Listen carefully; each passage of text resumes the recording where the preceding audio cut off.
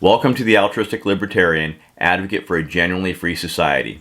I'm Anthony Wheeler, and today we continue a review of the benefits and impacts of the Traffic Panacea Proposal. Traffic fatalities. As already stated, many people have lost their lives on America's highways, and many more will continue to do so. The history of such loss is reflected in the following chart. As can be seen, since the mid-60s, we have seen a downward trend in total annual traffic fatalities from over 50,000 per year to somewhere in the mid-30s. This doesn't take into account the growth of traffic during that time period, masking even greater improvement on a per traveled mile basis. With continued emphasis discouraging intoxicated drivers, the advent of autonomous cars, and other innovations, it's likely that this downward trend will continue. Even so, as can be seen from the previous episode, there is no plan to fundamentally alter the nature of the current transportation system, meaning that we can expect tens of thousands of fatalities annually on American highways for the foreseeable future. The deployment of nuggets would change that. Based on our projection model, future traffic fatalities may look something like what is depicted in the following graph, falling from over 35,000 fatalities per year to less than 5,000. This model assumes that the current level of traffic fatalities roughly matches the starting year of nuggets. The growth of passenger traffic on nuggets will match the cell phone model for deployment. 99% of passenger traffic is removed from the legacy highway by year 25. Nuggets fatalities are negligible. And that 10.84% of the current traffic remains on the legacy highways, resulting in the same proportion of fatalities experienced today. That percentage is based on the following study. The left column lists various classes of roadway. The second column shows the percentage of cars for each class. The third column shows single-unit trucks. The fourth, combination trucks. And the last column, multi-trailer trucks. Note that average for cars for all classes is 89.16%, leaving 10.84% of total vehicles using the legacy network after the full deployment of nuggets. Based on this projection, almost 300,000 lives will be saved by nuggets during the first 25 years of its deployment, and countless more beyond. Traffic injuries. As for serious injuries, we can see from this chart that the numbers range between 2 and 3 million per year. Based on the same assumptions given above for traffic fatalities, the following reduction in serious traffic injuries is reflected in this chart. Thus, deploying nuggets will reduce serious traffic injuries from well over 2 million a year to less than 300,000. Cumulatively, we can project the elimination of over 18 million serious injuries during the 25-year deployment of nuggets, and countless more beyond. The economic cost of death, injury, and destruction. While it is difficult to put a price on human pain and suffering caused by the current transportation system, the economic cost, including emergency services, medical treatment, and property destruction, can be approximated by the total revenue of the auto insurance industry. As we can see in this chart, the annual revenue of the auto insurance industry ranges well above $200 billion a year. Using the same assumption set for fatalities and serious injuries, we can project the dollar value of a safer, less destructive transportation system by charting the annual decline of auto insurance revenue. This would be based on the far lower risk of injury, death, and property damage while driving or riding in rickshaws. This analysis doesn't project actual revenue decline for the insurance industry, although that probably takes place. The purpose of this projection is to reflect the dollar cost of the death and destruction resulting from traffic accidents. As such, we can see the national economic cost of death, injury, and destruction of the current transportation system plummet from well over $200 billion a year to approximately $23 billion a year. This represents over $1.4 trillion saved during the 25-year deployment, and of course many more billions beyond.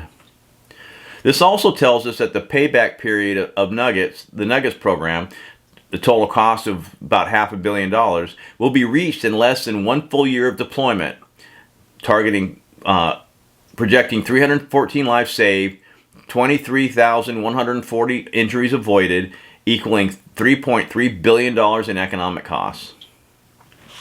The annual cost to own and operate a vehicle. Based on one study, the annual cost for owning and operating a vehicle, including fuel, maintenance, and depreciation, equals the following. The cost ranged from a low of $6,354 for a small sedan to over $10,000 for a pickup truck. Rickshaws will be lighter, simpler, and cheaper to purchase and cheaper to operate and insure. It's impossible to provide a reasonable projection on what the differences of cost might be. It's possible that the initial cost of traveling with a rickshaw will not be dramatically cheaper than driving a car today, due to the initial small-scale deployment, lack of scale, and the initial charges to ride Nova rails. Even so, we can assert with confidence that the cost per traveled mile between a rickshaw and a legacy vehicle will dramatically decline over time.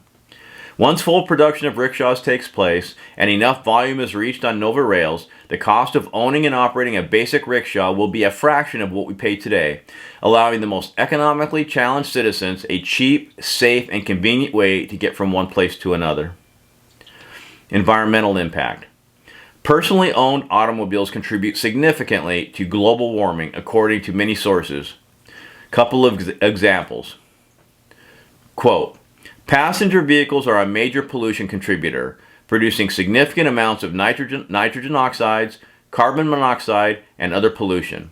In 2013, transportation contributed more than half of the carbon monoxide and nitrogen oxides and almost a quarter of the hydrocarbons emitted into our air.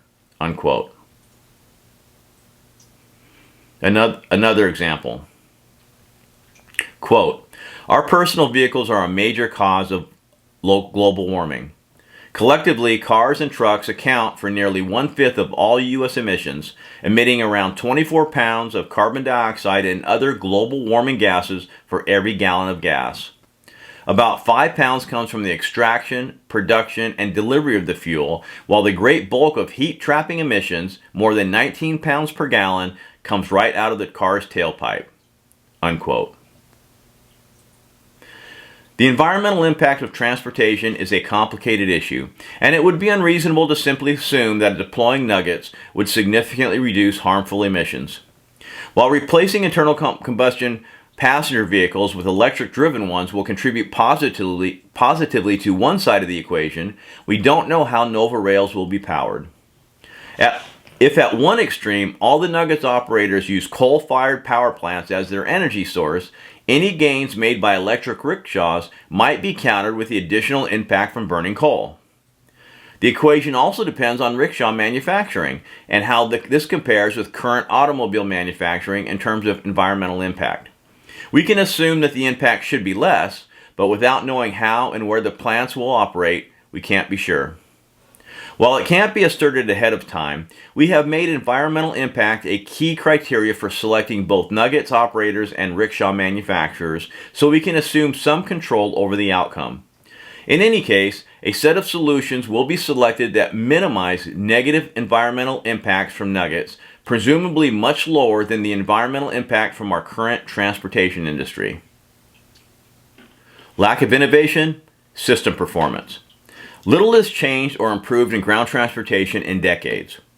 The roads are not much safer, faster, or cheaper to use, the three criteria a private operator might consider.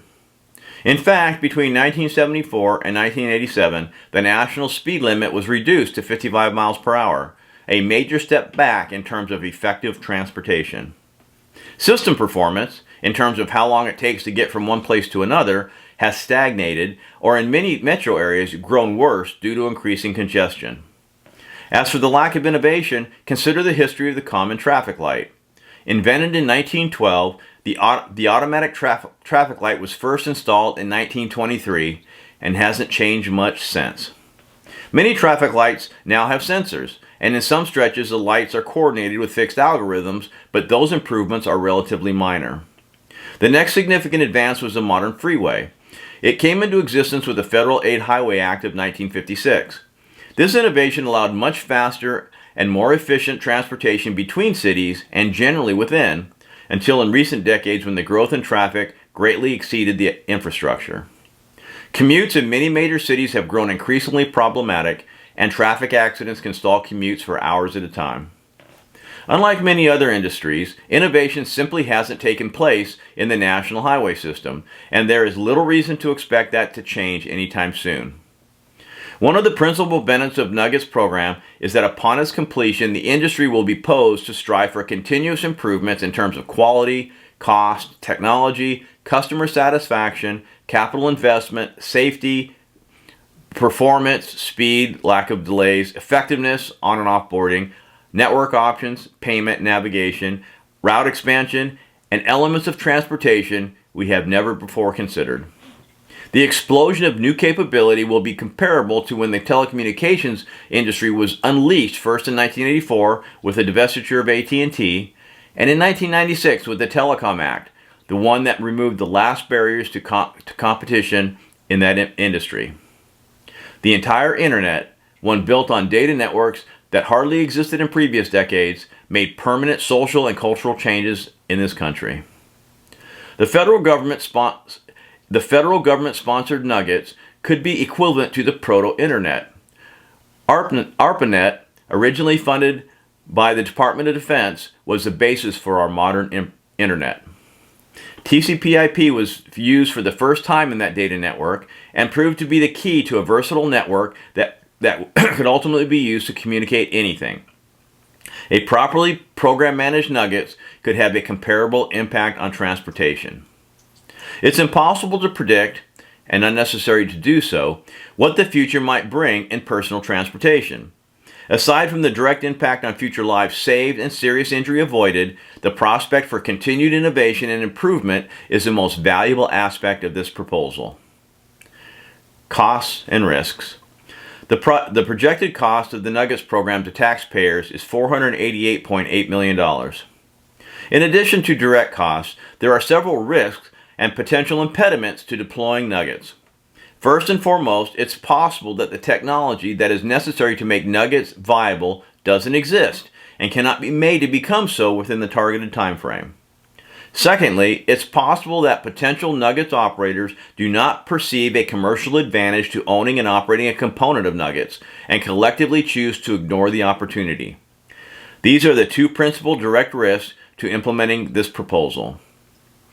Less direct are political risks to the viability of the proposal. For instance, the Federal Department of Transportation is tasked in this proposal for program managing the implementation of Nuggets. What if concern gets raised about the future of that institution and the livelihood of those employed by that government agency?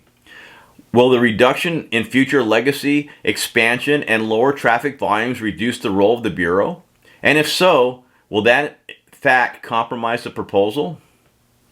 There will be discernible industry impacts as well. Auto insurance has already been mentioned, an industry certain to see revenues decline. Legacy auto manufacturers may resist if they feel they will miss out on the new rickshaw market. Gasoline retailers and refiners may be negatively impacted over time, perhaps raising political obstacles. Another class of political resistance may manifest from those who object to the new structures necessary for Nova Rails. They may be considered ugly industrial marks on the landscape, possibly blocking views or obscuring the skyscape. In some places, they disguise cell towers to look like palm trees. That sort of objection. Deploying Nuggets will reduce the impact on healthcare and emergency services. Given the aging population and the concern with providing healthcare to all citizens, this partial relief of the healthcare industry will probably be welcomed by most people, even those in the industry directly impacted. Well, that concludes our show for today. In the next episode, we will present the program for the Traffic Panacea Proposal and how a next-generation transportation system might be brought into existence. Until then, peace.